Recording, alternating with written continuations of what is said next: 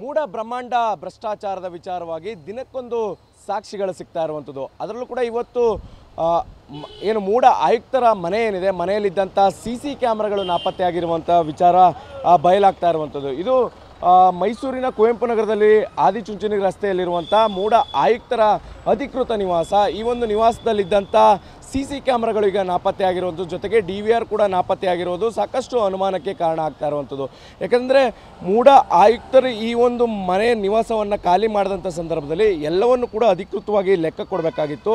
ಆದರೆ ಈಗ ಸದ್ಯಕ್ಕೆ ಈ ಒಂದು ನಿವಾಸ ರಿನೋವೇಷನ್ ಕಾರ್ಯದಲ್ಲಿ ನಡೀತಾ ಇರುವಂಥದ್ದು. ಆದರೆ ಇಂದಿನ ಆಯುಕ್ತ GT ದಿನೇಶ್ ಕುಮಾರ್ ಅವರು ಇಲ್ಲಿದ್ದಂಥ CC ಕ್ಯಾಮ್ರಾಗಳು ಮತ್ತು ಇಲ್ಲಿದ್ದಂಥ ವಸ್ತುಗಳ ಬಗ್ಗೆ ಯಾವುದೇ ರೀತಿಯಾದಂಥ ಅಧಿಕೃತವಾದಂಥ ದಾಖಲೆಗಳನ್ನು ಈಗಿನ ಆಯುಕ್ತರಿಗೆ ನೀಡಿಲ್ಲ. ಇದು ಎಲ್ಲೋ ಒಂದು ಕಡೆ ಸಾಕಷ್ಟು ಅನುಮಾನಕ್ಕೆ ಕಾರಣ ಆಗ್ತಾ ಇರುವಂಥದ್ದು. ಯಾಕೆಂದರೆ ಪ್ರತಿದಿನ ಈ ಒಂದು ನಿವಾಸದಲ್ಲಿ ಸಾಕಷ್ಟು ಅವ್ಯವಹಾರ ನಡೆದಿದೆ ಅನ್ನುವಂಥದ್ದು ಆರೋಪಗಳು ಕೇಳಿಬರ್ತಾ ಇದೆ.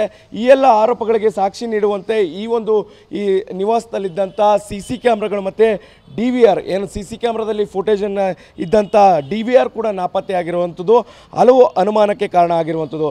ಯಾಕಂದರೆ ಈ ಒಂದು ನಿವಾಸದಲ್ಲಿ ಸುಮಾರು 8 CC ಕ್ಯಾಮ್ರಾಗಳಿತ್ತು. 8 CC ಕ್ಯಾಮ್ರಾಗಳು ಈಗ ನಾಪತ್ತೆಯಾಗಿದೆ.